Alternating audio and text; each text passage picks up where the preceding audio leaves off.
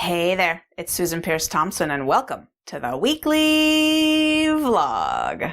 The first vlog in 2021. Welcome to 2021. I know that we have a lot of people starting Bright Line Eating right now or resuming and getting back to Bright Line Eating right now because it's the beginning of January and that's the way it goes, right? The gyms are full, people are starting again. It's just the way it goes. And I was talking with someone the other day who is also getting back on track with Bright Line Eating. She might have about 30 days up again. And she shared something with me that I instantly jotted down as a future vlog topic. So what she said was, she was excited. She said, Susan, I'm noticing that my thinking is really different around my cravings. Like I'm having a craving and then there's this thought right after the craving that goes, oh, that's a craving, but I don't need to act on it. It'll go away. She said, I used to think that cravings meant that I had to act on them for them to go away, that they would just build until I caved, basically. And I said, oh my gosh, right. That is such an important distinction. That's such an important lesson. And, addicts in rehab, like crystal meth addicts, heroin addicts, you can predict their rates of relapse when they get out of rehab by what they believe about cravings. Addicts who believe that cravings will build and build and build until you succumb to them, that they are essentially a foregone conclusion, that once the tsunami of a craving washes over you, you have to give in, otherwise it just gathers momentum, that there's no way out but using. Those addicts, not surprisingly, have very, very high relapse rates coming out of rehab. Addicts with just as bad an addiction, but with a different belief structure around cravings. Addicts who believe that cravings will come and go and will pass whether you use or not.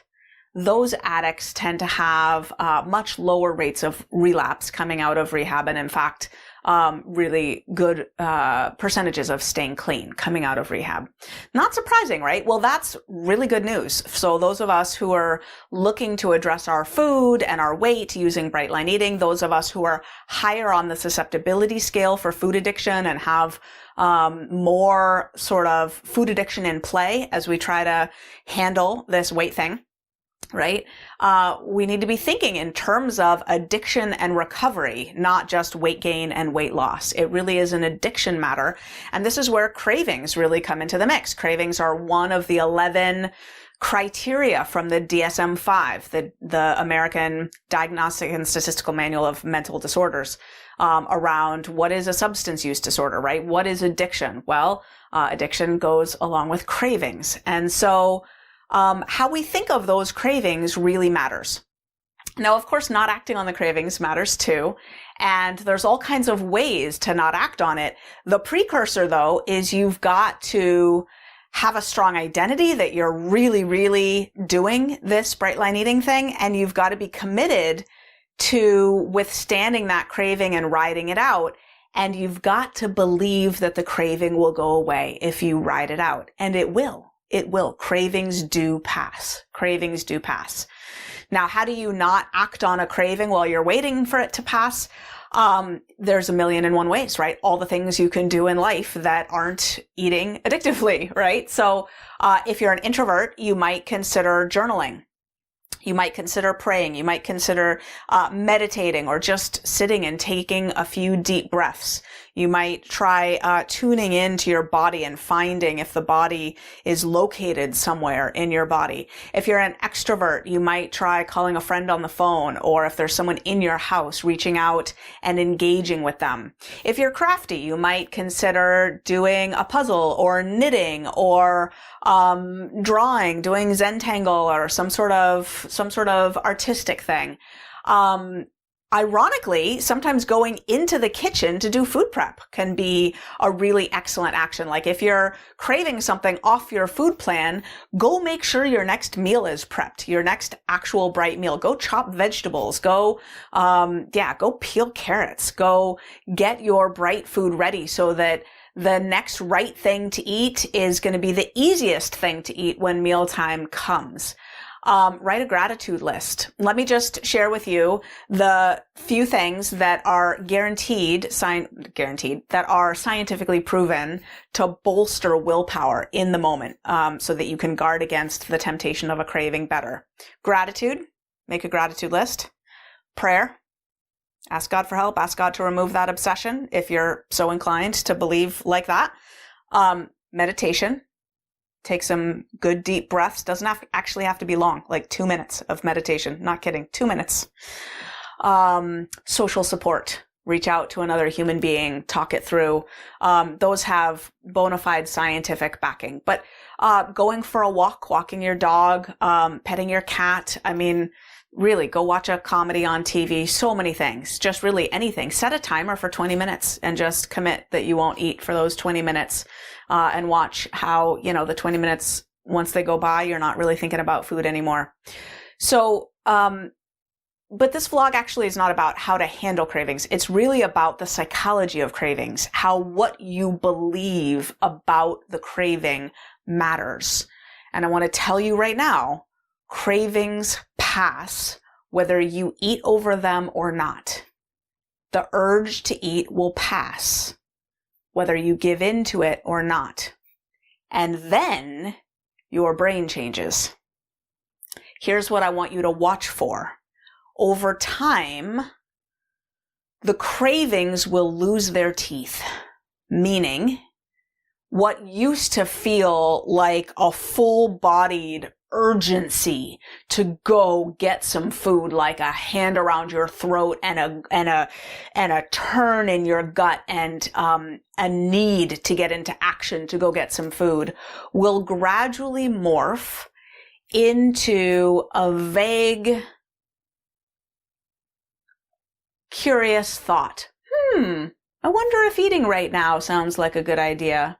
And then your deep identity comes in and says, no, it's not mealtime. I don't need to go. That's not my food. I don't need to eat any of that. And then the thought goes away. Night and day. One is a craving and one is a food thought.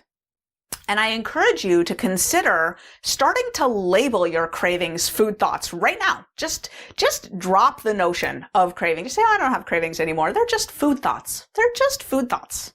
Don't need to worry about those. Those are just food thoughts. They come, they go, right? But notice how, now we have data on this in the Bright Line Eating Bootcamp, which is just 8 weeks long. By the end of the 8 weeks, the average person in the bootcamp reports little to no cravings ever. Like the cravings go down, down, down, down, down steadily over the 8 weeks till at the end. And what I mean by that is the average rating of cravings goes down to, on average, 1.5 out of 5. Like, how strong were your cravings this week? 1, 2, 3, 4, 5 out of 5, with 1 being no cravings, really. 5 being extremely strong cravings that motivated me to drive across town to buy a specific food and gobble it down in the parking lot, right? So from 1 to 5. The average rating at the end of the boot camp is 1.5, like really, really low, right?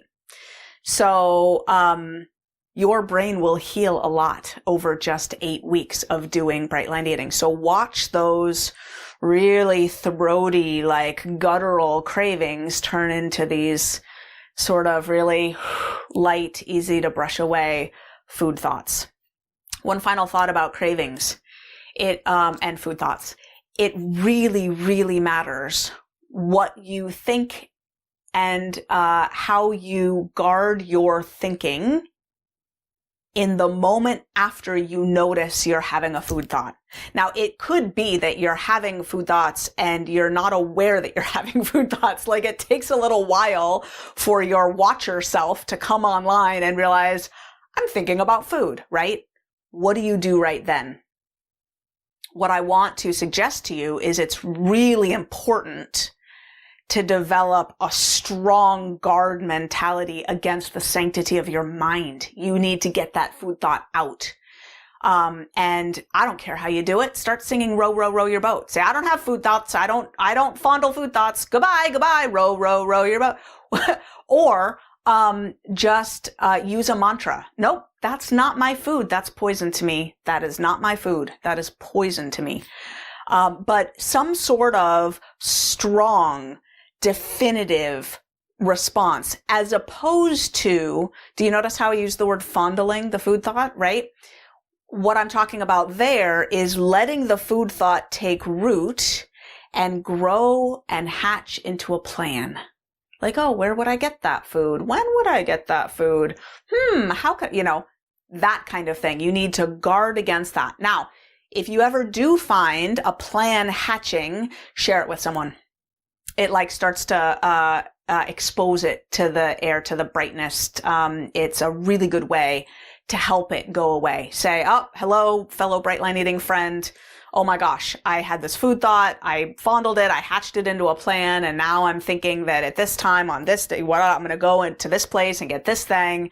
And I don't want to do that. I'm doing well with my Bright Line Eating. I don't want to blow it. I want to keep on. This is my identity now. This is my life now. And you share that plan and it helps it to dissolve.